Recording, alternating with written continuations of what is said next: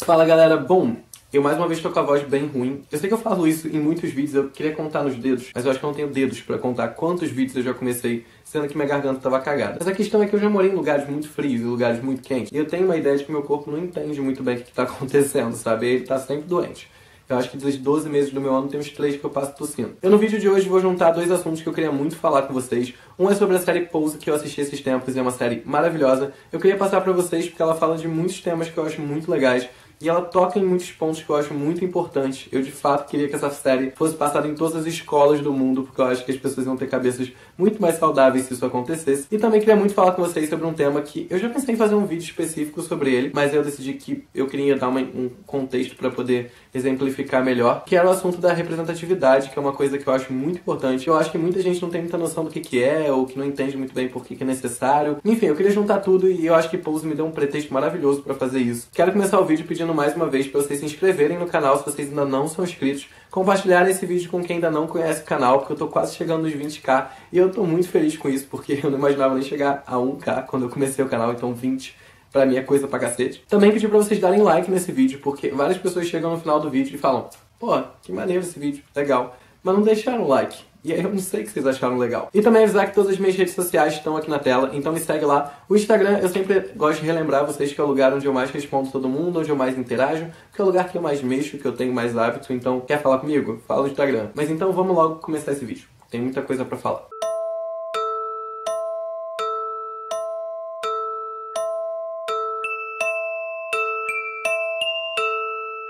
Pose é uma série criada por ninguém menos do que Ryan Murphy, Brad Falchuk e Steven Kaniles. Pra quem tá aí, né, pensando que já ouviu Ryan Murphy e Brad Falchuk juntos em algum lugar, eles foram os mesmos criadores de American Horror Story. Eu não tenho certeza se eles trabalharam juntos em Glee. Eu tenho quase certeza que o Brad Falchuk trabalhou em Glee, porém não foi a cabeça original do projeto. Ryan Murphy e Brad Falchuk trabalham muito bem juntos, criaram mais uma série maravilhosa. A série estreou dia 3 de junho desse ano nos Estados Unidos. Já teve seus 8 episódios exibidos, ou seja, ela já foi finalizada, porém ela foi renovada para uma próxima temporada ano que vem. Então, graças a Deus vai ter mais Pose, porque foi maravilhosa essa temporada e eu ia ficar bem chateado se eles cancelassem. Mas assim, né, gente? Ryan Murphy não tem muito como cancelar, porque tudo que esse cara faz é absurdamente premiado. E eu já tô chegando à conclusão de que, tipo assim, Hollywood tá correndo para as séries do Ryan Murphy, sabe? Pra quem não sabe sobre o que fala a série Pose, ela conta ali um pouco sobre a cultura dos balls americanos. Balls que tem a sua tradução aí como bailes, mas não associem a bailes que vocês conhecem aqui, porque são coisas totalmente diferentes. Não quer dizer que não existam esses balls aqui no Brasil. Até onde eu sei, eles existem. Mas na época ali dos anos 80, onde a série é passada, esse significado era bem diferente do que a gente tinha como bailes aqui no Brasil. A série não fala só da cultura dos balls, ela também fala de toda a situação ali da comunidade LGBT nessa época dos anos 80, mas, né, infelizmente a gente consegue associar a muita coisa que acontece hoje em dia, porque apesar de algumas barreiras terem sido quebradas e de algumas coisas terem mudado, é até legal de vocês observarem na série, quando vocês assistirem, os diálogos que eles têm, pra vocês verem como eles achavam muito impossível que coisas que hoje em dia não são tão impossíveis acontecessem. Como eu tava falando pra vocês, a série fala aí dessa cultura dos balls, que eram bailes que aconteciam ali nos fins de semana, que basicamente eram divididos em categorias, muitas vezes envolvendo dança, algumas vezes envolvendo simplesmente uma montação, um estilo de roupa ou um estilo de conceito. Enfim, existiam várias categorias em que as pessoas competiam. Quem competia nessas categorias eram os membros dessas casas, que eu vou explicar pra vocês o que eram, e eles no final da noite ganhavam troféus e algumas vezes recompensas em dinheiro, que eram utilizados para poder manter essas casas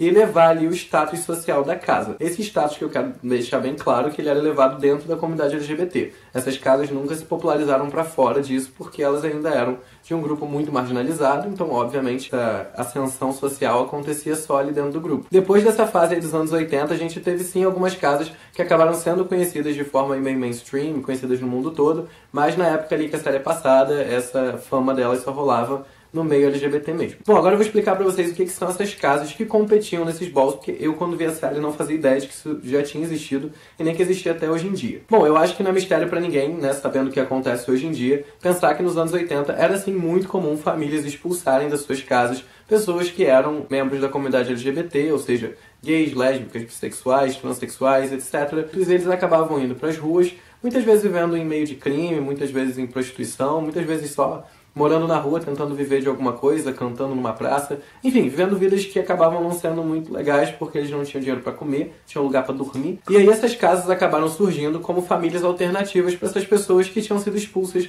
de suas famílias originais. Basicamente existiam mães ou pais, que eram as pessoas que fundavam essas casas, eles alugavam um espaço, um apartamento, uma casa, o que quer que fosse, e iam abrigando essas pessoas que não tinham onde morar por terem sido expulsas de casa por esses motivos. Eles acabavam morando todos juntos, eles tinham regras dentro da casa, quem impunha essas regras eram as mães ou os pais. Essas regras tinham como objetivo, basicamente, fazer com que a pessoa vivesse uma vida digna e não acabasse se metendo com caminhos ali que pudessem levar ela a um fim que não fosse legal. Ou seja, tentar fazer você conseguir um emprego, você investir no estudo, você investir num talento seu. O objetivo dessas casas era tirar as pessoas dessa vida subhumana e levá-las para uma vida com um pouquinho mais de estabilidade, de tranquilidade. Quando a gente está aqui falando de anos 80 e da cultura dos balls nos anos 80, a gente fala bem exclusivamente da comunidade LGBT, no sentido de que as gírias que eram usadas nos balls eram basicamente só consumidas e reproduzidas pela comunidade LGBT. A gente também tinha que lembrar, né, que pessoas que não eram LGBT nem mesmo sabiam o que acontecia lá dentro. Muitas não sabiam nem da existência desses bailes, do que quer que eles fossem. Porém, tiveram algumas pessoas aí bem pontuais na história que acabaram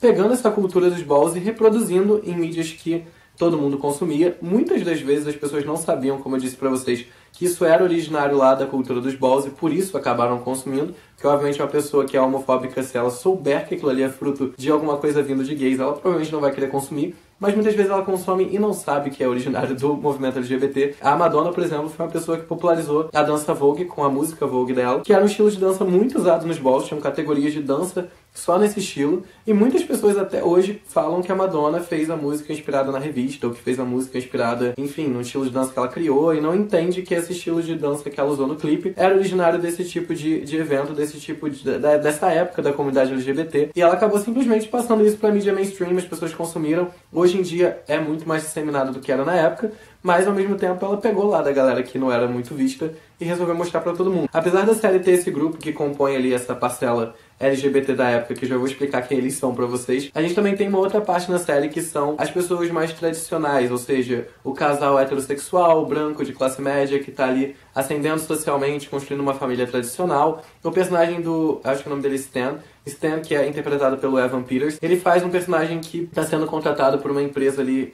um prédio recém-construído do Trump, mostra a ascensão do Trump em Nova York, a ascensão dos negócios ali de Nova York, ele participando de toda essa possibilidade de crescimento social e econômico que é proporcionada a ele. E é muito bom ter esse plot na série, ter esse grupo na série, para mostrar bastante essa comparação entre os dois, esse contraste entre os dois, de como que essas pessoas tinham possibilidades que essas aqui não tinham, como que essas aqui eram vistas socialmente e como essas aqui eram vistas. Eu acho que esse contraste é muito necessário para quem está assistindo a série e nunca teve contato, ou nunca viveu o que uma pessoa LGBT vive, poder ter noção de como isso é diferente para os dois grupos e como uma vida numa mesma cidade é totalmente diferente dependendo do grupo do qual você faz parte. Agora falando bem rápido dos protagonistas da série e do plot ali que você acompanha, é porque assim, eu não quero ignorar o roteiro de Pose, porque eu acho um roteiro muito bom, eu não quero ignorar a trama que você acompanha, mas é que eu acho que a série vai tão além da trama que ela fala, que eu não queria focar nisso. Eu vou explicar pra vocês. A gente acompanha a história da Blanca, que ela era uma das crianças ali da casa da Elektra, que é a pessoa que fundou a casa dela, e ela acaba decidindo sair da casa da Elektra e indo fundar a própria casa dela. Ela cria a casa de Evangelista, que é, enfim, o nome dela passa a ser Blanca Evangelista,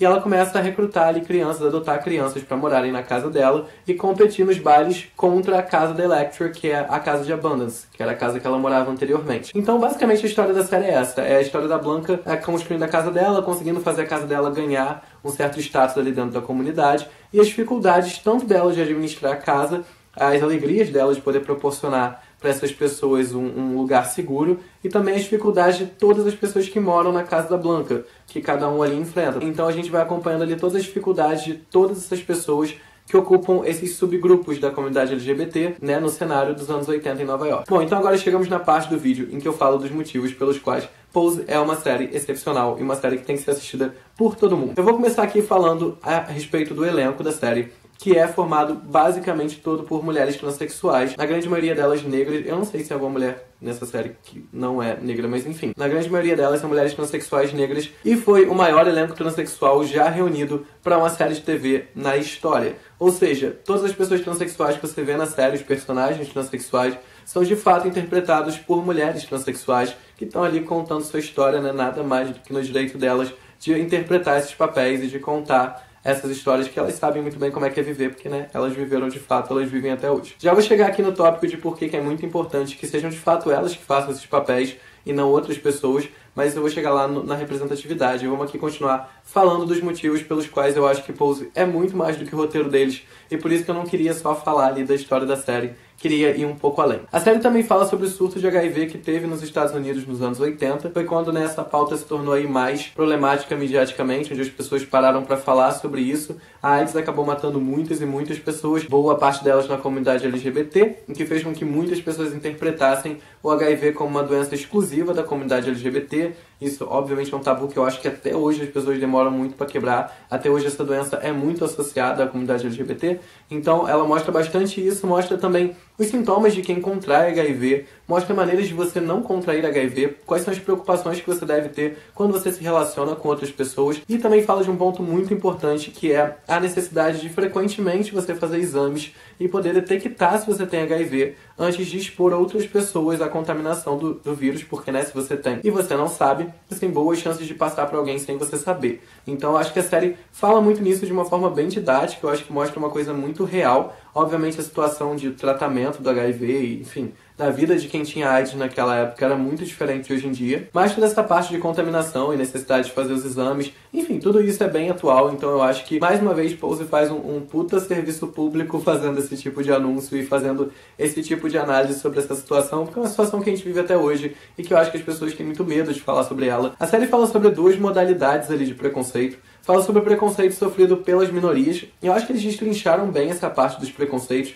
mostrando como que um certo ponto acaba sendo mais bem aceito socialmente, um outro ponto que talvez você tenha, talvez não seja mais bem aceito. Mostra bastante quais são os problemas ali de você não ser parte das maiorias, tanto na parte LGBT, quanto um pouco fora da parte LGBT também. E a série também tocou num ponto muito importante, que eu sinto que vários projetos que são feitos sobre minorias acabam ignorando, que são os preconceitos que acontecem dentro das próprias comunidades, das próprias minorias. A gente acompanha aí a sociedade criando esse monte de regras, impondo esse monte de regras que impedem que as minorias sejam parte das maiorias.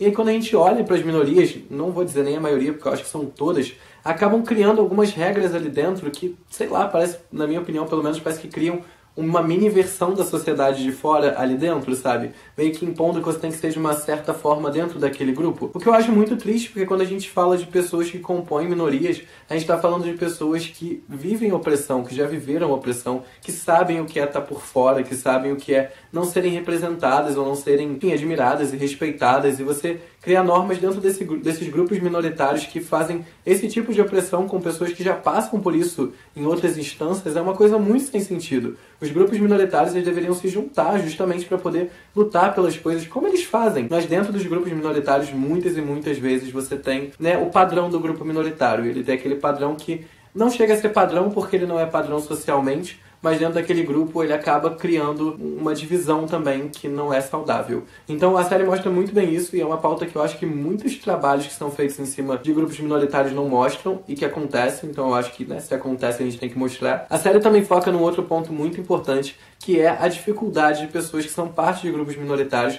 Ali no caso eles focam bastante na comunidade transexual negra dos Estados Unidos, de conseguir empregos e de conseguir espaços. Ou seja, muitas pessoas olham para pessoas que são parte de grupos minoritários e eu não sei por que demônios elas subentendem que as pessoas ocupam os espaços sociais que elas ocupam porque elas querem, e não porque muitas vezes elas são privadas de ocupar outros espaços. Então mostra bastante também na série a dificuldade das pessoas saírem do espaço delas e transitarem em outros espaços, ocuparem outros espaços, terem a voz delas ouvidas em outros lugares que não são a própria comunidade delas, e quando muitas vezes isso obriga as pessoas a viverem vidas que elas não querem viver, ou viverem vidas que são totalmente negativas e ruins para elas e fazem elas infelizes, mas acaba sendo a única possibilidade que a sociedade permite que elas tenham. Então eu acho muito importante da série mostrar isso, para pelo menos dar aí um tapa em quem ainda acha que as pessoas todas podem fazer o que elas quiserem socialmente, porque não existem barreiras, simplesmente existe falta de vontade. E agora a gente chegou na pauta final desse vídeo, que é representatividade e por que ela é importante. E eu vou dar um resumido aqui pra vocês por que isso é importante e por que Pose foi muito importante nesse sentido, de colocar todas essas pessoas ali na tela que não tinham esse espaço na tela para poder contar suas próprias histórias, como deveria ser feito sempre. Bom, eu quero começar explicando para vocês o que são minorias, porque eu sei que muitas pessoas não entendem muito bem isso. Quando a gente fala minoria, no sentido que eu tô falando aqui, obviamente, quando a gente fala de minorias sociais, a gente não está falando necessariamente de pessoas que sejam grupos que sejam numericamente inferiores a outros grupos. Quando a gente fala de minorias, a gente fala de grupos que foram historicamente oprimidos socialmente. Dois exemplos que eu acho bem claros para poder mostrar para vocês como é que essa situação funciona são, por exemplo, mulheres e negros, que hoje em dia compõem mais 50% da população brasileira e que são considerados minorias, porque eles não ocupam o mesmo espaço social que, por exemplo, pessoas brancas e homens. E aí qual que é o problema da gente ter esses grupos que são majoritários e esses grupos que são minoritários? O problema é que quando a gente tem um grupo que é considerado maioria e um grupo que é considerado minoria, a gente tem a imposição de um padrão, de uma norma, de que a pessoa que é parte da maioria, ela é o tradicional, ela é o normal, ela é o que é aceito. Faz com que tudo que não seja ela acaba caindo ali no buraco de que é diferente, é estranho, é ruim, é negativo, não faz parte do normal, não faz parte do tradicional e não faz parte do padrão. E quando você não é parte do padrão, isso te priva de muitas coisas que o padrão não é privado, porque ele tem o privilégio de ser o padrão. E aí, representatividade é o quê? Falando aqui basicamente, quando a gente fala de representatividade, a gente fala de representatividade midiática, ou seja, pessoas de grupos minoritários ocupando a mídia e, podendo refletir aí pra gente que elas também são parte da sociedade. Eu trouxe uns dados aqui pra vocês, de alguns números, só pra vocês terem noção de como essa situação é muito preocupante. Pra vocês terem uma noção, de 2015 a 2016, contem quantas séries de TV vocês imaginam que foram produzidas em um ano, porque a gente tem série lançando pra cacete. Todas essas séries que aconteceram de 2015 a 2016, a gente teve só 4% dos personagens sendo personagens LGBT. Ou seja, faz uma conta aí, olha em volta de você, vê se você realmente acha que 96% da população é heterossexual. Porque, assim, sinceramente, eu não vejo isso. Mas, aparentemente, nas séries que retratam a nossa realidade, eles veem dessa forma, porque só 4% dos personagens são personagens LGBT. Então, vocês percebem que existe uma dificuldade muito grande ainda de integrar nessas produções, e integrar na mídia, que em teoria é um reflexo da sociedade, coisas que de fato fazem parte da sociedade. E qual que é o grande problema de fazer isso? De privar as pessoas de participarem da mídia ativamente, mesmo elas sendo parte da sociedade. O problema é que as pessoas leem a mídia como um reflexo da sociedade. As pessoas assistem a mídia e consomem a mídia para poder entender o que está em volta delas, para poder entender o mundo, para poder entender como é que tem que ser o estilo delas, como é que elas têm que se comportar, o que elas têm que consumir. A mídia, ela dita nosso comportamento e ela é vista como um reflexo do que a gente tem aqui no mundo. Então, quando você priva esses grupos de participarem da mídia, você dá a impressão e você reforça o conceito de que esses grupos, de fato, não estão fazendo parte da sociedade ou não deveriam estar fazendo parte da sociedade. Porque você mostra ali aquela sociedade utópica da mídia não englobando essas pessoas. O que faz com que essas pessoas sintam que elas não são parte do mundo atual, que elas não são parte do mundo normal e que elas não têm que estar representadas na mídia, mesmo a mídia sendo uma representação da sociedade. Então é um reforço de estereótipo muito complicado,